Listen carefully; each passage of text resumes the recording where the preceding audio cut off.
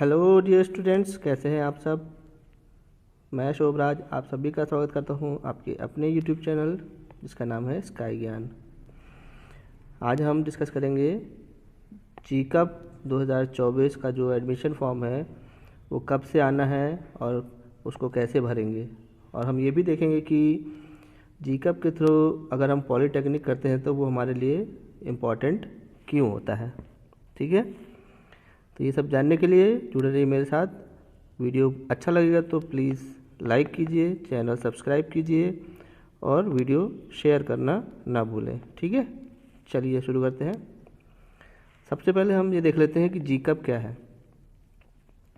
जीकअप का मतलब होता है joint entrance examination council of Uttar Pradesh.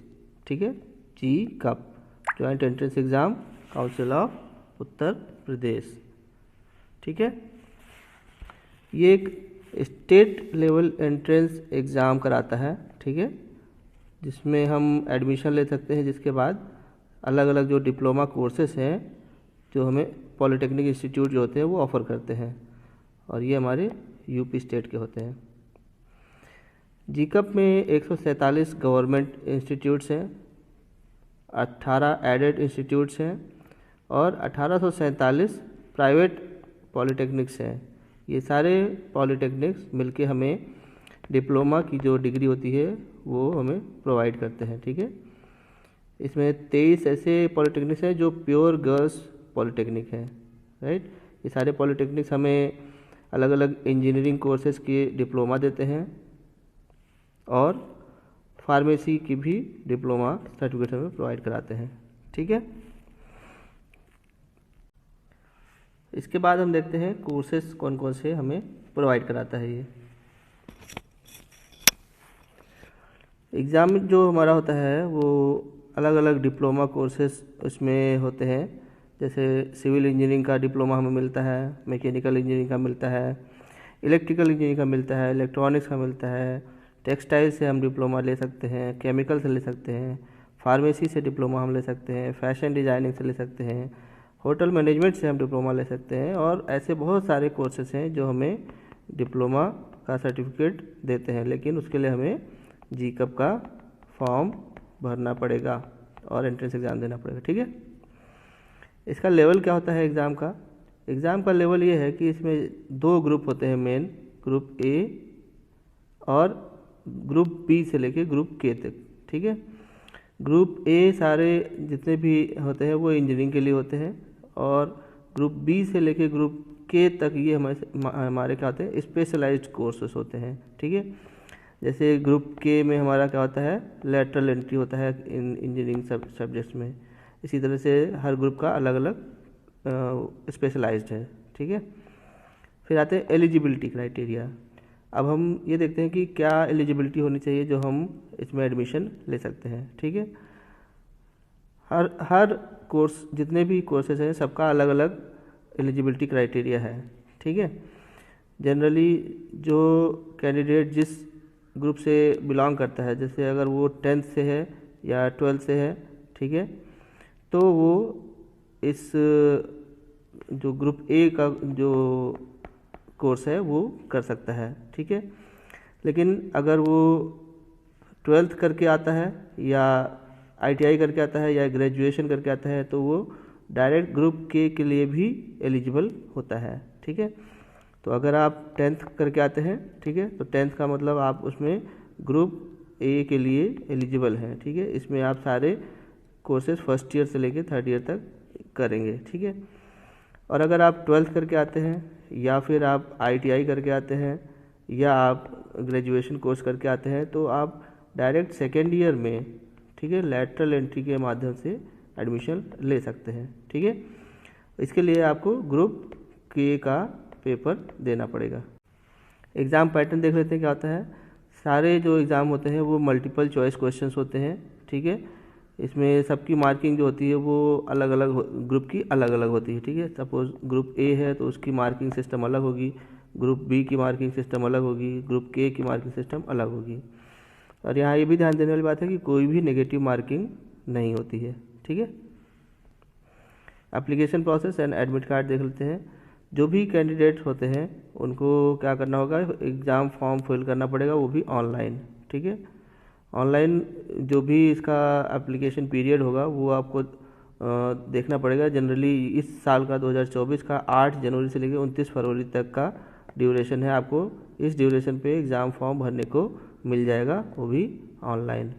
ठीक है, ये आपकी जो जीकअप की ऑफिशियल वेबसाइट है वहाँ पर आपको लिंक मिल जाएगा। ठीक है, फॉर्म भरने के बाद जब डेट ओवर हो जाएगी तब आपको एडमिट कार्ड इशू होंगे जिन्होंने रजिस्ट्रेशन किया होगा। ठीक है, वही केवल एग्ज़ाम में अपीयर हो पाएंगे। ठीक है, और एग्ज़ाम की जो प्रपोज डेट है वो 16 मार्च से 22 मार्च के बीच में होनी संभावित है। ठीक है, अगर कोई प्रॉब्लम ना हुई तो 16 से 22 मार्च के बीच में ये सारे ऑनलाइन एग्ज़ाम्स हो जाने हैं। ठीक है, और जब आपका एडमिट कार्ड आएगा तो उसमें आपके एग्ज़ाम डेट, टाइम, वेन्यू सब उसमें दिया रहेगा।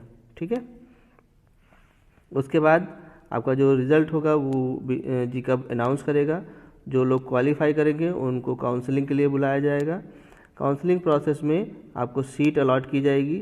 सीट अलॉट करने के बाद जो होगा आप वहाँ पर एडमिशन जाके उस कॉलेज में ले सकते हैं। ठीक है, सीट आपकी जो मेरिट आपकी आएगी उसके अकॉर्डिंग जो आप प्रेफरेंस देंगे उसके अकॉर्डिंग आपको सीट उस कॉलेज में मिलेगी। ठीक है, काउंसलिंग जो भी सेशन होगा जीकअप की वेबसाइट पे आप जाके वहाँ पर देखेंगे तो वहाँ पर कॉलेज आपको चूज़ करने का ऑप्शन मिलेगा। ठीक है, एप्लीकेशन फ़ीस जनरल और ओबीसी के जो कैंडिडेट हैं उनकी एप्लीकेशन फ़ीस 300 रुपये है और SC ST की जो फ़ीस है वो 200 रुपये है। ये फ़ीस आपको ऑनलाइन पेमेंट के थ्रू ही जमा करना है। ठीक है, अब हम देखते हैं कि हमें पॉलिटेक्निक करने की क्या इम्पोर्टेंस है, क्या हमें इससे फ़ायदा होगा अगर हम पॉलिटेक्निक करते हैं। तो सबसे पहला पॉइंट है, ये हमें पॉलिटेक्निक करने से practical and skill based learning हमने सीखने को मिलती है। ठीक है, मतलब आपको जब आप पॉलिटेक्निक जाएंगे करेंगे तो वहाँ पर आपको हैंड्स ऑन प्रैक्टिस कराया जाएगा, प्रैक्टिकल एजुकेशन दी जाएगी, जिससे आप क्या होगा, रियल वर्ल्ड जो एप्लीकेशन है उसको समझ पाएंगे। ठीक है, दूसरा इंपॉर्टेंस ये है कि जॉब रेडी ग्रेजुएट्स तैयार हो जाते हैं। अगर आपने पॉलिटेक्निक कर लिया, ठीक है, तो आपके अंदर एक ऐसी स्किल आ जाएगी और नॉलेज आ जाएगी जो इंडस्ट्री के लिए बहुत ही ज़रूरी होती है। तो आप डायरेक्ट इंडस्ट्री को जाकर अपना सर्विस दे सकते हैं। थर्ड है शॉर्टर ड्यूरेशन कोर्स, मतलब अगर आप पॉलिटेक्निक करते हैं तो इसमें क्या होगा कि आपका जो कोर्स है, कोई कोर्स 2 साल का भी हो सकता है, कोई कोर्स 3 साल का भी हो सकता है और उसके बाद आपका ये कोर्स पूरा हो जाएगा। लाइक बीटेक में आपको 4 साल देना पड़ता है, लेकिन यहाँ पर आपको 2 साल या 3 साल में डिप्लोमा का सर्टिफिकेट मिल जाएगा। चौथा पॉइंट है कॉस्ट इफेक्टिव एजुकेशन, मतलब ये इसकी जो फीस है वो बहुत ही कम है। अगर आपने मेहनत कर लिया, आपको गवर्नमेंट कॉलेज मिल गया तो आपकी फ़ीस बहुत कम है और अच्छे कॉलेज से आपका डिप्लोमा हो जाएगा कम फीस में। ठीक है, नेक्स्ट इम्पॉर्टेंस है कि आप का जो इंडस्ट्री रेलेवेंट कैरिकुलम है, ठीक है, मतलब जो इस डिप्लोमा का जो सिलेबस बनाया गया है, ठीक है, वो ऐसा बनाया गया है कि जो इंडस्ट्री से रिलेट करता है। आपको डिप्लोमा करके जब आप पास होकर निकलेंगे तो डायरेक्ट इंडस्ट्री को समझ पाएंगे, आपको अलग से कोई ट्रेनिंग की ज़रूरत नहीं पड़ेगी। ठीक है, नेक्स्ट है डाइवर्सिटी ऑफ स्पेशलाइजेशन। इसका ये मतलब हुआ कि आप डिप्लोमा करने के लिए जब आप एडमिशन लेंगे तो यहाँ पर ऐसे बहुत सारे कोर्सेज हैं जो आप करने के बाद अलग अलग फील्ड्स में जा सकते हैं। लाइक आप इंजीनियरिंग फील्ड में जा सकते हैं, टेक्नोलॉजी फील्ड में जा सकते हैं, आप बिजनेस कर सकते हैं, हेल्थ साइंस के फील्ड में जा सकते हैं। तो इस तरह से अलग अलग आपके पास फील्ड्स होंगी पॉलिटेक्निक करने के बाद।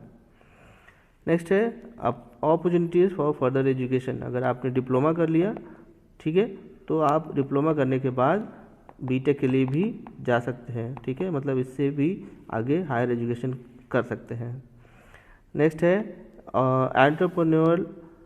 Entrepreneurial opportunities. ठीक है, मीन्स कि ज़रूरी नहीं कि आप कोई गवर्नमेंट जॉब ही करें, ठीक है, कोई ज़रूरी नहीं है। आप अपना एंटरप्रेन्योरशिप स्टार्ट कर सकते हैं, अपना स्टार्टअप शुरू कर सकते हैं डिप्लोमा करने के बाद, राइट। नेक्स्ट है कंट्रीब्यूशन टू इकोनॉमिक डेवलपमेंट। जाहिर सी बात है, अगर आप डिप्लोमा करके किसी अच्छी कंपनी में, ऐसी कंपनी में जाते हैं जो ऐसी कंपनी है जो देश को विकसित करने में हेल्प कर रही है, तो आपका भी जो काम होगा वो देश को डेवलप करने में हेल्प करेगा, राइट। अब हम देख लेते हैं कि कुछ एग्जाम्पल के थ्रू कि मैकेनिकल के जो स्टूडेंट्स हैं वो कहाँ पर इनको जॉब मिल सकती है in case of north India only. ऐसा तो पूरे भारत में बहुत सारी अपॉर्चुनिटीज़ हैं, तो लेकिन मैं यहाँ पर केवल नॉर्थ इंडिया की डिस्कस कर रहा हूँ। तो जो मैकेनिकल की जो डिप्लोमा स्टूडेंट्स हैं वो जा सकते हैं मारुति में, जा सकते हैं हीरो कंपनी में, जा सकते हैं हीरो मोटरसाइकिल में, जा सकते हैं L&T में, जा सकते हैं BHEL में, जा सकते हैं Tata motors, JCB, Eicher, Mahindra, Scott, JK tyre, CS electric, Tata steel, Siemens and Reliance industries. तो ऐसी ये तो जानी मानी कंपनी है, लेकिन ऐसी न जाने कितनी कंपनियां हैं जिसमें डिप्लोमा के मैकेनिकल के स्टूडेंट्स का प्लेसमेंट होता है, ठीक है। उसके बाद अगर हम इलेक्ट्रिकल के स्टूडेंट्स को देखें तो वो भी Maruti, L&T, BHEL, Tata motors, JCB, Eicher, Mahindra, Scott etcetera ये सारी कंपनीज़ में प्लेसमेंट ले सकते हैं और अच्छे पैकेज से अपना करियर स्टार्ट कर सकते हैं। इलेक्ट्रॉनिक्स के जो स्टूडेंट्स हैं उनके भी प्लेसमेंट मारुति में होता है, टाटा मोटर्स में होता है, आइशर में होता है, जितनी मोबाइल कंपनियाँ हैं वहाँ पर होता है, मदरसन में होता है, डैकिन, हिताची, सिग्मा, एजाकी, सीमेंस, रिलायंस, सुब्रोस, ये सारी कंपनियाँ जो हैं इलेक्ट्रॉनिक्स के स्टूडेंट्स को जॉब प्रोवाइड करती है। सिविल के स्टूडेंट्स उनका प्लेसमेंट कहाँ हो सकता है, ACC सीमेंट में हो सकता है, अडानी, JP, जितनी कंस्ट्रक्शन कंपनियाँ या इंफ्रास्ट्रक्चर वाली कंपनियाँ वहाँ हो सकता है, L&T में होता है, रियल एस्टेट कंपनीज में होता है, रेलवेज, PWD। तो ये इस तरह की सारी कंपनीज में सिविल के स्टूडेंट्स को प्लेसमेंट मिलता है, ठीक है। तो ये तो मैंने कुछ स्पेसिफिक ब्रांच लेकर आपको बताया है, और ऐसे ही हर ब्रांच के बच्चे कहीं ना कहीं डिप्लोमा करके अपनी करियर की स्टार्टअप कर सकते हैं, ठीक है।